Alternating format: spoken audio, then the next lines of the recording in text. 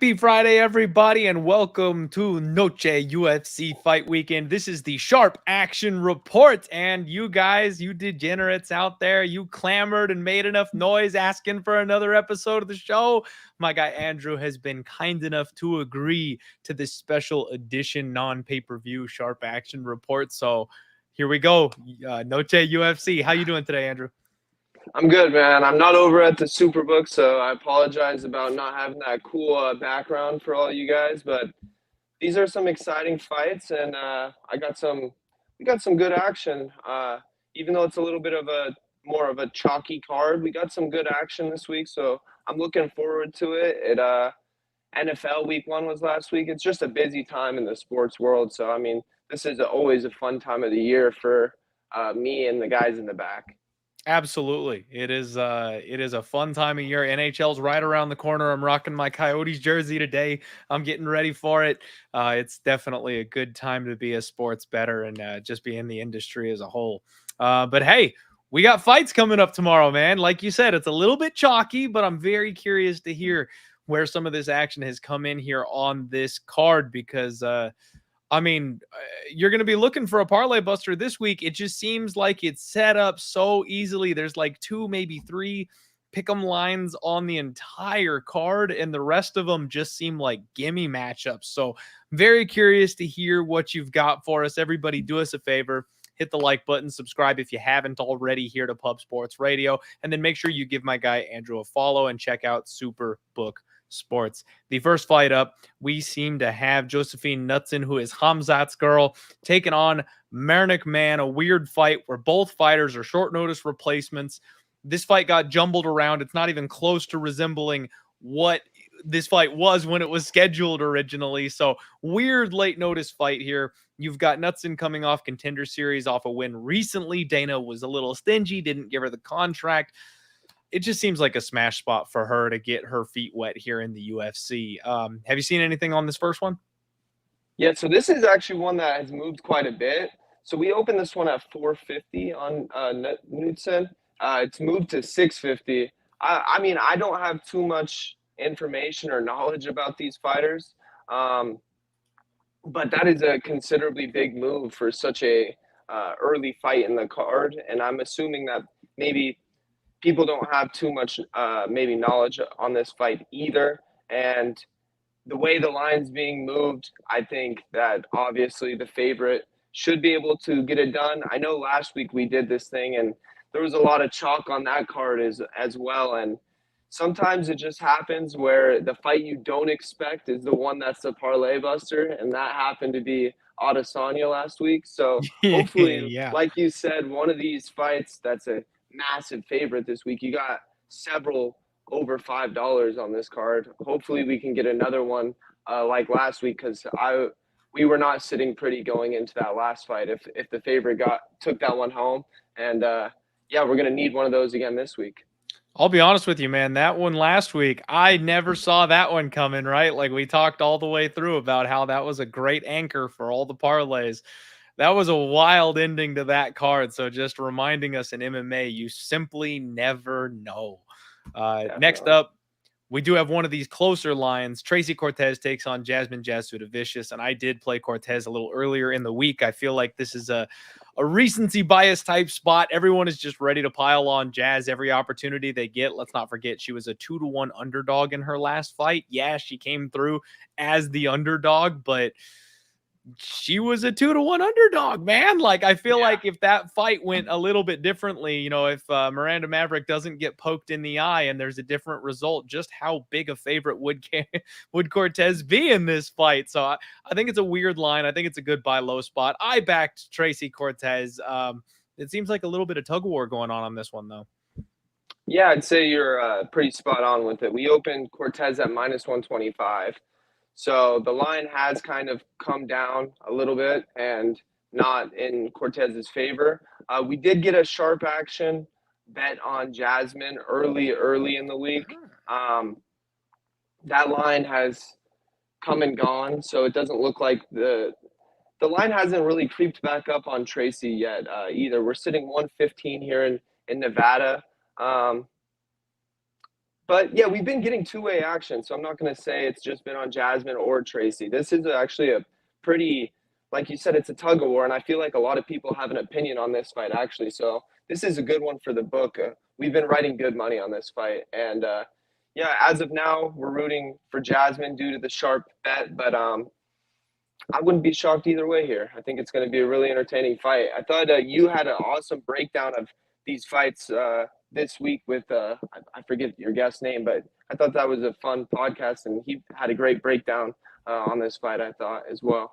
Yeah, that was my guy Brandon over there. So Yeah. he's definitely a good guy to have on. Love bringing him back around every once in a while. So thank you for that, man. Hoping my lean is right here on this one. We will see what happens. Next up, you've got Daniel Lacerda. I called him the best 0-4 fighter to ever be in the UFC.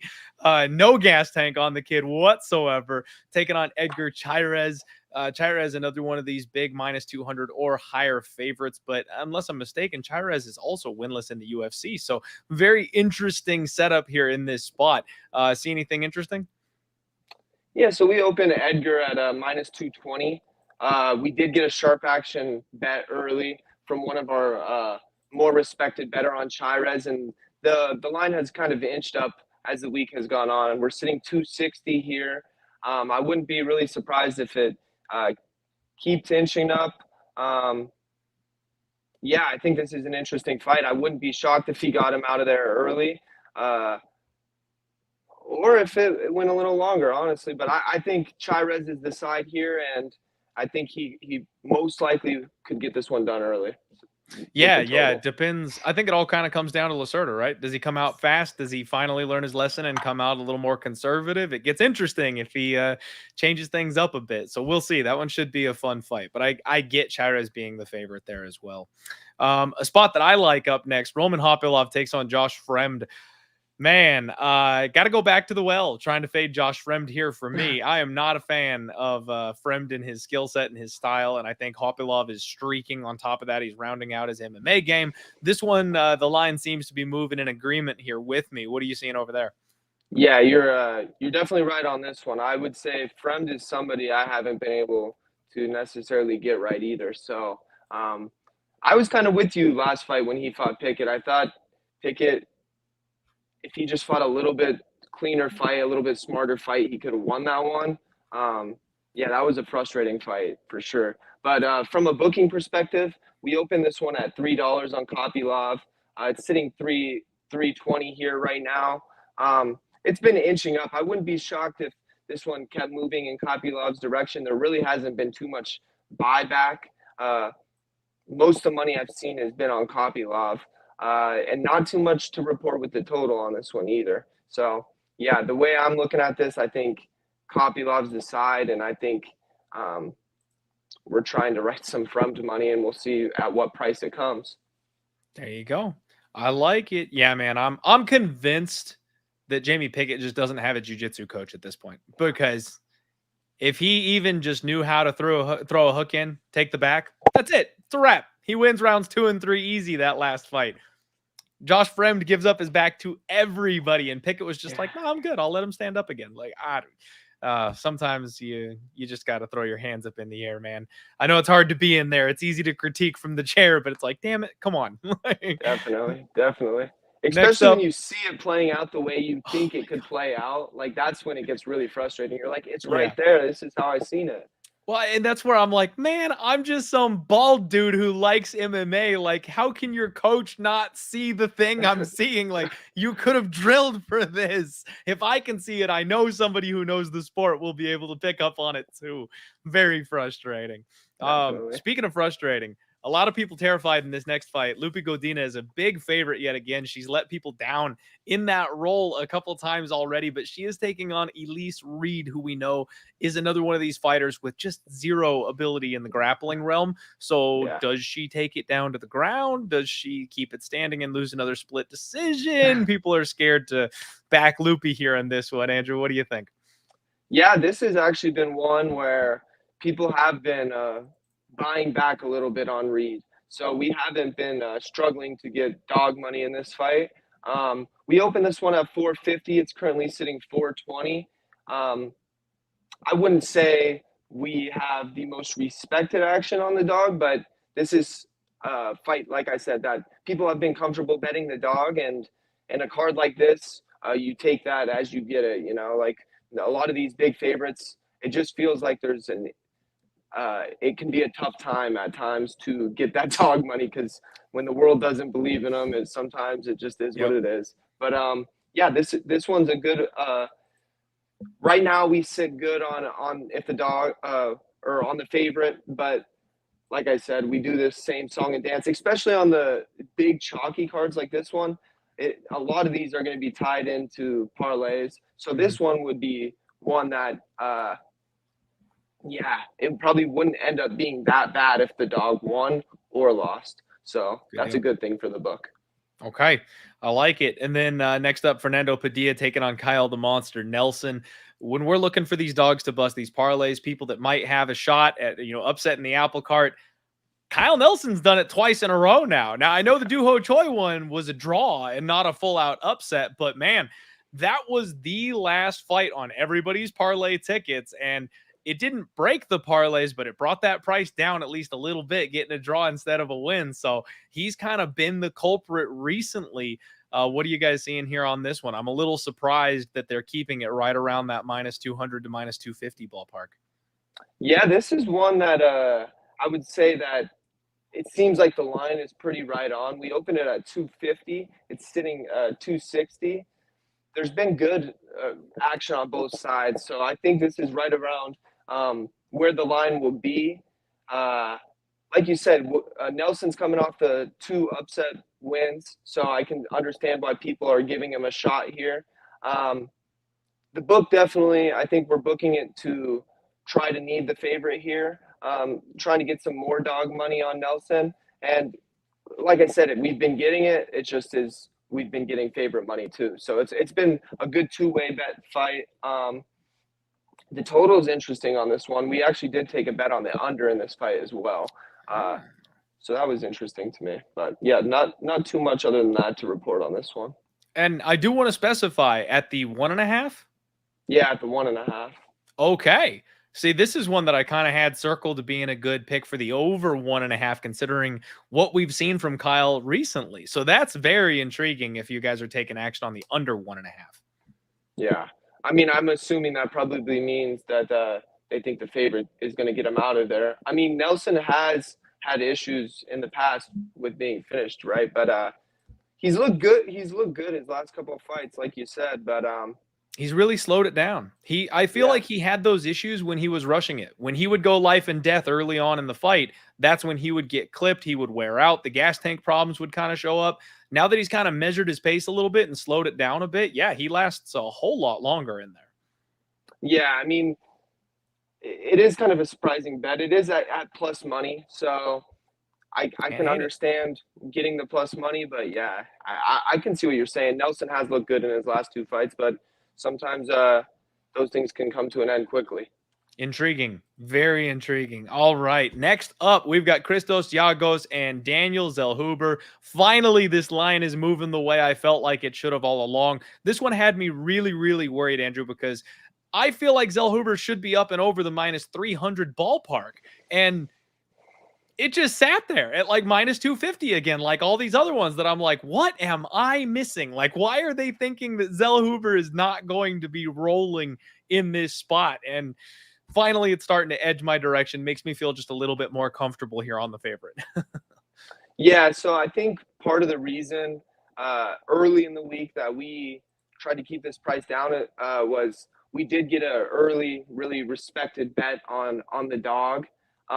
The price has kind of moved in this customer's face, um, but he's a winning better, so it's something we definitely keep our eye on. But you don't want to you don't want to build too much liability up on a favorite, and sometimes you just got to move with the flow. You know, like Yeah. we're riding favorite money. A lot of people think the favorite's going to win. You don't want to dig yourself into too much of a hole with a big dog. But like I said, we did get a respected bet early on the dog, um, but it doesn't seem like that's necessarily slowing people down from betting Zell Huber. We opened at 240. It's sitting 290 now. And like you said, I wouldn't be surprised if this one keeps catching steam going into tomorrow and is over $3 by tomorrow. Yeah, yeah, that kind of seems to be the way it's looking to me here. We'll have to keep an eye on that. You know, it's very rare that the sharp guys that play over at Superbook have the line move in their face like that. We Yeah, need to start keeping track of when that burns them and when they're correct, because I can't remember how that turned out last time. yeah. Next up, biggest favorite on the card. It looks like everyone's belief in Raul Rosas Jr. has returned, and I think that has a lot to do with his opponent here, man. The UFC has given this guy the biggest layup they've got. They brought someone in from Alaska FC. They checked and made sure he sucked with his last opponent. Once they got that confirmation, they're like, all right, now let's give this kid over to Raul Rosas. So I think this is going to be a round one bludgeoning. Rosas is going to have such a big grappling advantage. I mean, really, the only way this fight ends otherwise is like a banana slip, Terrence Mitchell getting that round one bink KO right on the button. But I just don't see it happening.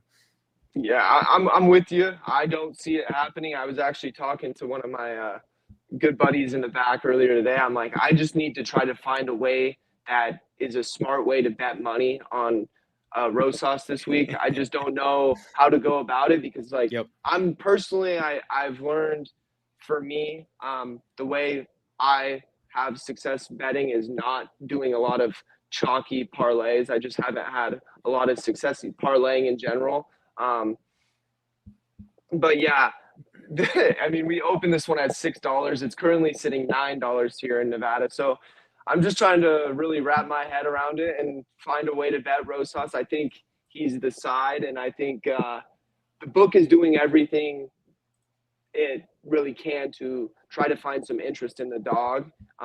So this is another one, man. I really hate to say this, something similar on the next fight, but I wouldn't be shocked if this one keeps rising because people are going to want to bet Rosas, and I think like you said, the UFC is setting this fight up for him to have a big bounce back. Um, Absolutely. so yeah, that's where I'm sitting. I've looked at some of the props. I don't want to get too cute and then him bet him by submission and then him ground and pound him out. Like you never know what's going to happen. But I wouldn't be shocked if he gets him out of there early, like you said. Yeah, man, it's a Kayla Harrison PFL fight, right? Like they're gonna set KO and sub both right around even money, make you pay a little juice, pick your poison, and then if you pick wrong, you're gonna feel like an idiot for playing it the wrong way. It's tough. It's real tough when the lines are like this on these big, massive favorites. So yeah, good luck on that one, everybody. Finding a value angle is gonna be really, really tough on that particular fight. Yeah, and even Co-main event. the total is even sitting at Yeah, almost $3 on the under. So it's like that is like you said last week. Sometimes it feels like the books are trying to keep you off of a fight. I would say from our perspective, I don't want to lose on Rosas in this fight for the book. exactly. So imagine the other books are probably thinking similar to the way we're thinking over here. Yep. Yep. I think that's the move. You got to protect yourself, and that absolutely makes sense here to me. Co-main event: Jack Della takes on Kevin Holland, and man, really the only other pick'em price tag type of line. This seems to be the Twitter civil war of the week. Jazz and Tracy, and then Jack Della and Kevin Holland. There's a lot of back and forth on this one, and I lean with the Jack Della side personally, but I should have got in earlier where the line was a little bit closer to Yeah. even money. I missed it. I missed the boat. And at this point, I think I'm just going to go hands off. I think there's some better spots on the card, and this one should be competitive. But I'm very curious to hear what you guys have as far as sharp versus public action on this play. Yeah, so this one is definitely interesting.